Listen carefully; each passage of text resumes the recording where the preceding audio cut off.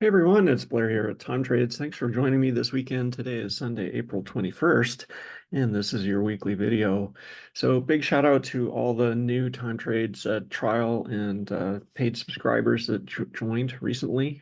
Thanks for joining us, and hope you enjoy this weekly video. All right, so we have completed a very successful month here. You can see the most recent forecast that we've had. We've pretty much nailed every one. This one here was a B, and then an A, and then a B, and then an A last week. So I'm going to walk through an update to this week's forecast, as well as also review the juice indicator, the new intraday juice indicator, and how that did. Okay, so let's start with the intraday juice. And so we're going to turn on the Time Trades intraday script here. And we're going to turn on the juice, and we're going to drop down to an intraday time frame so that we can actually see how it performed in last week's sell-off. And I think there's a lot to learn here about how to make the most of this. So let's go through that. And one of the things that I saw as I was trading last week and I was watching this week, and by the way, my despite the quality of the analysis that I put out, my personal execution was not all that great. I could have done a lot better. I had a great Monday, but then I just kind of took my eye off the ball and didn't make the most of the continuation that happened during the rest of the week, which is there's kind of no excuse for that personally, because we have been tracking weakness with the moon entering Virgo for months, if not years now. So that's a very familiar pattern, and one that I should have been better prepared to make the most of. But we can take away a lot from what we saw in the juice and how to best trade these. So as I've mentioned before, the juice indicator is a measure of planetary alignment, and what we see when these time frames happen, whether it's heliocentric or whether it's geocentric, is they tend to be pivots. All right, so they can be a pivot low, they can be a pivot high.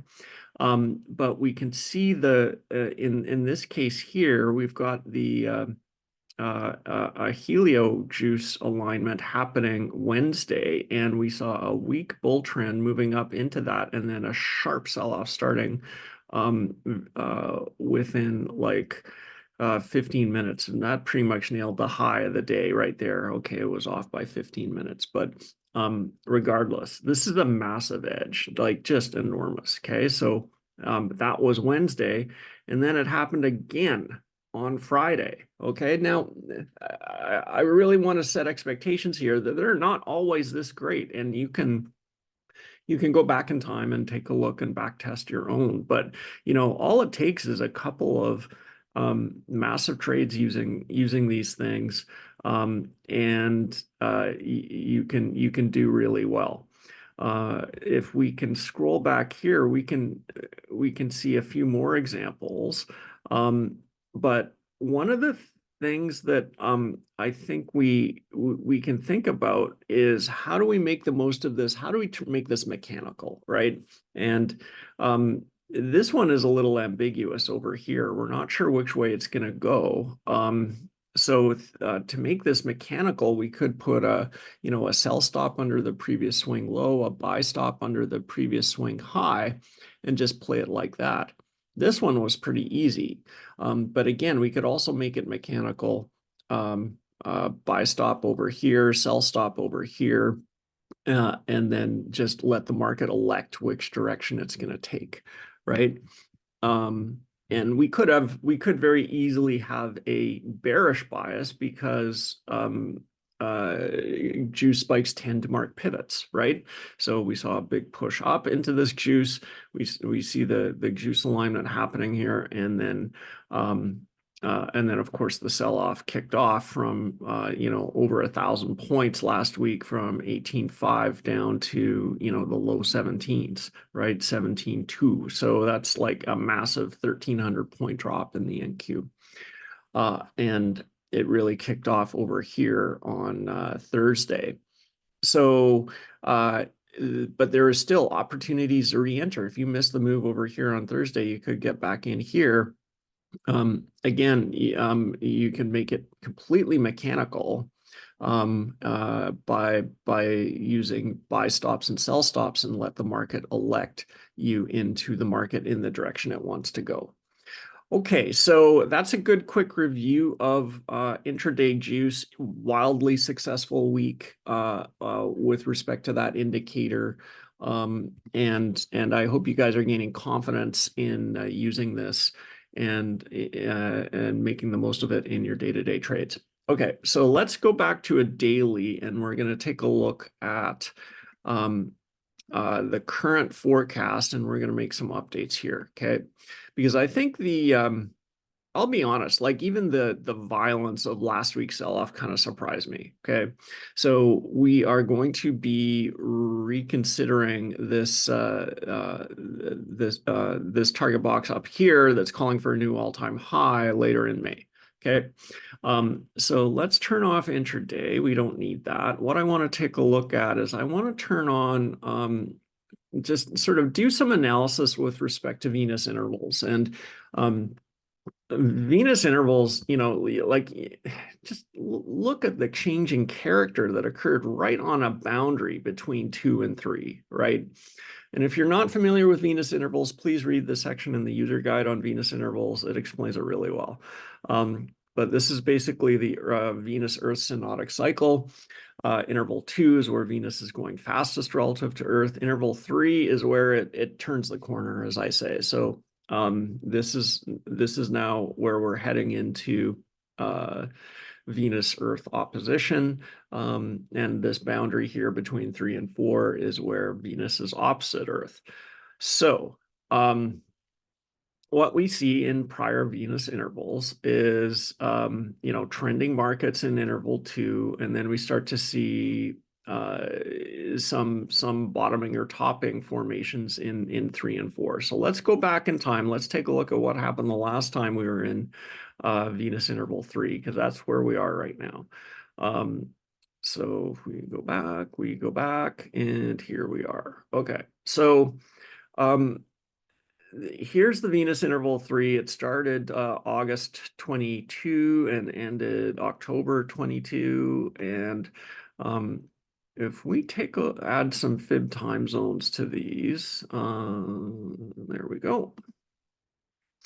Now, what you can see here is again, massive change of character at that boundary between interval 2 and interval 3, right? Now, at a high level, it looks like it's just trending straight down. But when you put on a law of vibration time zone here, and there's the settings. If you're not familiar with the law of vibration, it's pretty much octave vibrations: 1/8, 1/4, 1/3, 1/2, 2/3, 3/4. Okay. There's a whole book written about this. Yeah, I'll leave a reference in the notes below. But what's interesting here is that there's a bit of a counter trend reaction at the end of 1/3. Okay, so so it retraced about half of the prior move. So if we turn on our fib retracements, we can see here, yeah, that we got a retracement of about 50%, right, in that 2022 Venus interval 3, okay?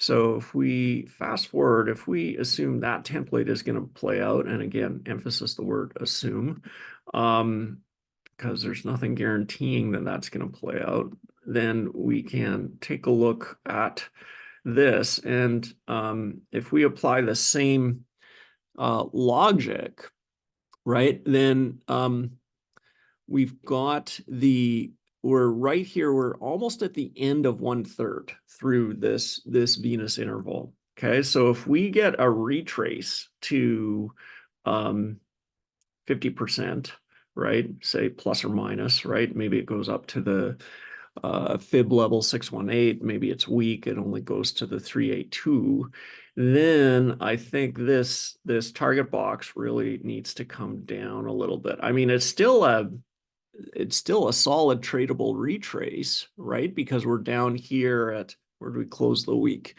17,180, right? So it's still a multi-hundred point move. So 17,180 up to, worst case scenario, 17,7, right? That's 500 points. Okay. Best case scenario over here is 18,000, right? So that's 200. All right. So now, why do we think it's going to go up? Why do we think it's going to turn here? Well, this is where we use um, the speed index, which is part of the planetary lines. Okay, and speed index is basically a measure of geocentric speed of a number of inner planets, and that is turning the corner here. It's making an inflection point, and you can see how markets have tended to, doesn't do it always, but tends to make turns in price right around turns in speed index. Okay, so we've got the speed index making a turn here. We also have if we go and look at intraday, and I want to turn off juice, and I want to turn on, no, it's not in here, it's in here. I want to turn on Apogee Perigee, okay? Because Apogee Perigee indicates cycles in lunar speed, right? So, because when the moon is far away from Earth, that's when it's moving the slowest in degrees per day. And then perigee is when it's closest to Earth. That's when it's moving fastest in degrees per day, because it's not a circular orbit, it's an elliptical orbit. So, of course, it's going to move the fastest relative to Earth when it's closest to Earth. Okay, so that's intuitive. Then we've got the speed index, which includes the rest of the inners as well. And we also have Mercury included in this, which is accelerating out of retrograde at the moment. So this is why we think prices are going up. Okay. Along with that timing, we're a third of the way through Venus interval 3, and that's where we get some counter trend moves, or at least that's where we got it the last time. So again, assuming that that plays out, this is why we have this target box here, right?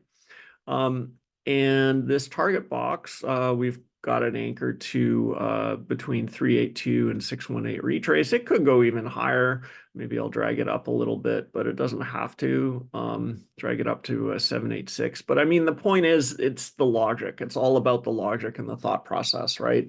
So if I get a tag anywhere in this target box, then this forecast becomes an A.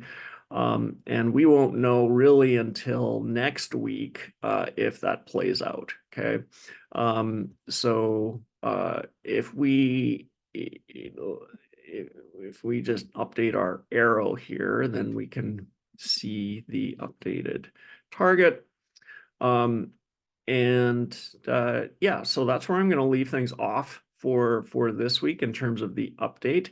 Now let's just go and take a look at events. I like to take a look at events because when we're depending heavily on the speed index here, one of the things I've noticed is that there's often inversions in the speed index due to nodal events and declination events. Okay, so we want to check and see if there's any dates and times of nodal events coming up or declination events.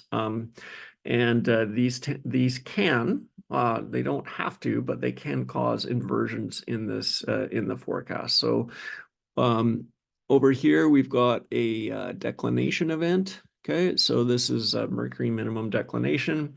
Over here, we've got a nodal event. We've got Mercury conjunct its south node. Okay, so you should be aware of this looking ahead to Wednesday, the 25th.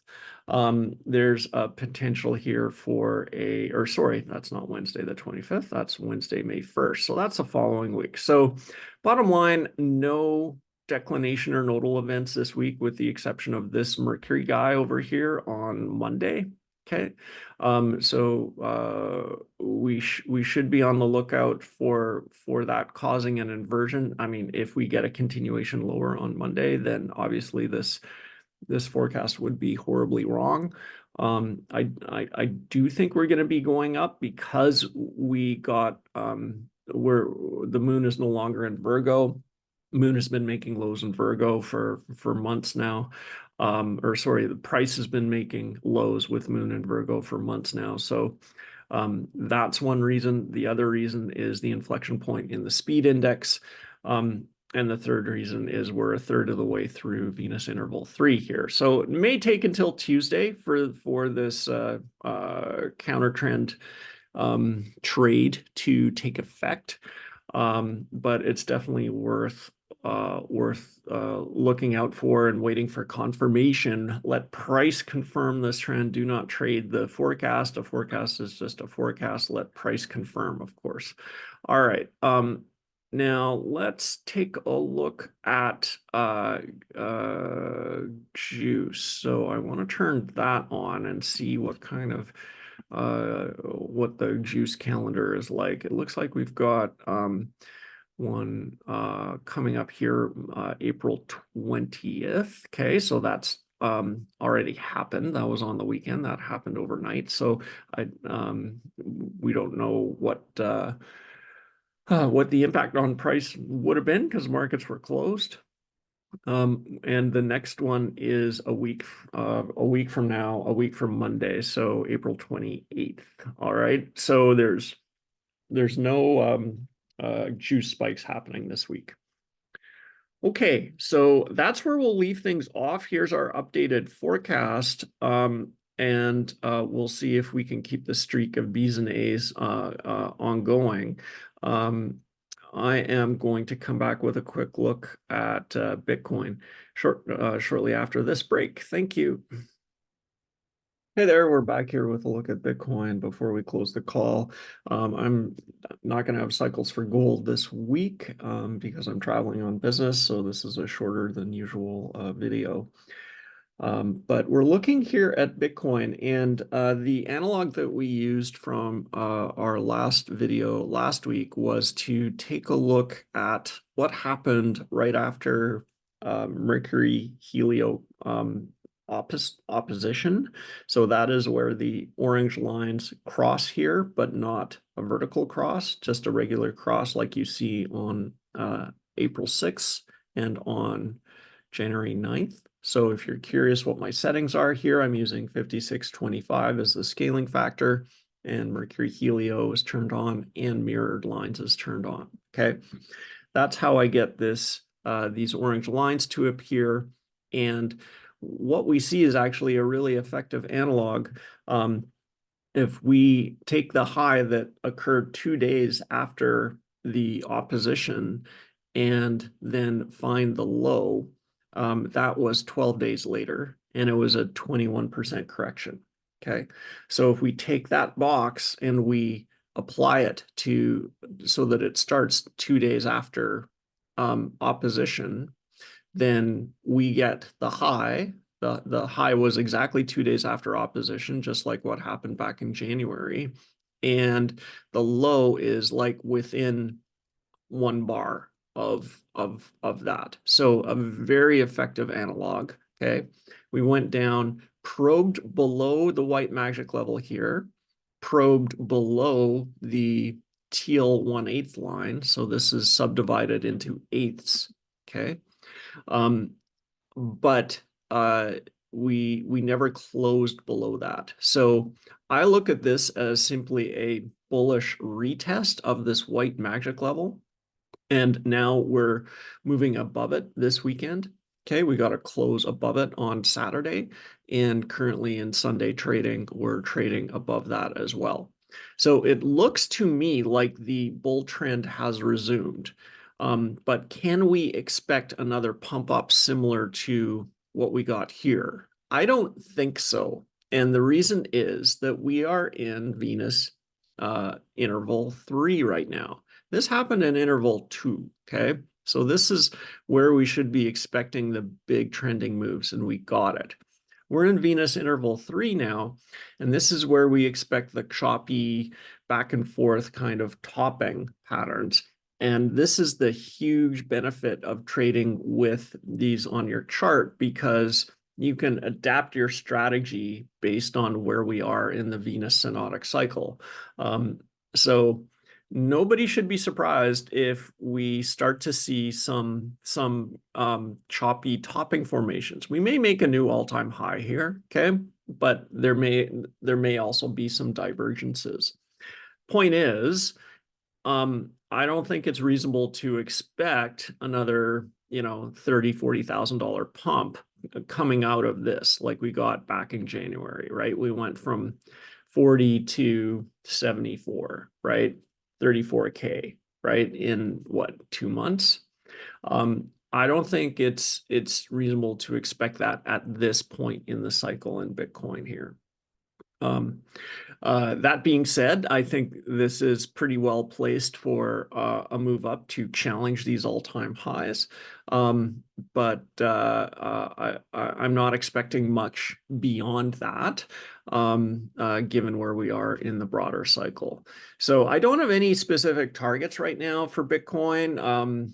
But that does give you some insight into my thought process here. If we go and take a look at what the Time Trade's web app is showing, we're showing some probabilities of a pivot over here, April 24th, 25th, right? 35, 36%. Okay. So that is Tuesday, Wednesday, Wednesday, Thursday. Okay.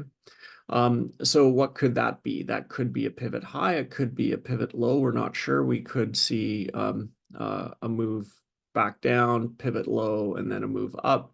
I think coming out of this period, we see a move up.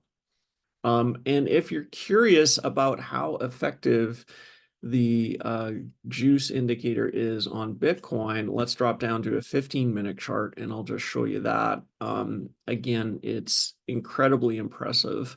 So we've got the intraday indicator turned on, we've got juice turned on, and you can see how the intraday juice labels nailed this high on Friday, nailed this high on Saturday, right? Pretty much equal highs right at the Mercury level.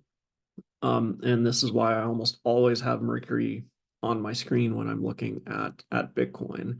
And if we scroll back a little bit further, we see some more examples of the effectiveness of the juice labels. So here's Helio Juice, tagged this little minor high right before like a $3,000 flush. So again, these indicators are simply an incredible edge, and something I'm really proud of to have been able to develop and share with you guys here. So I hope we can all collectively refine our execution when it comes to using these juice labels, because I think it's going to be key to our trading success going forward. Okay, so that's it for me for this week from beautiful Germany, and I am going to be back at home in Canada next week for next week's video. Good luck this week. Trade safe. Remember, everything I've just talked about is for educational purposes only, and it is not financial advice. Okay, take care, and we'll see you again next week. Bye now.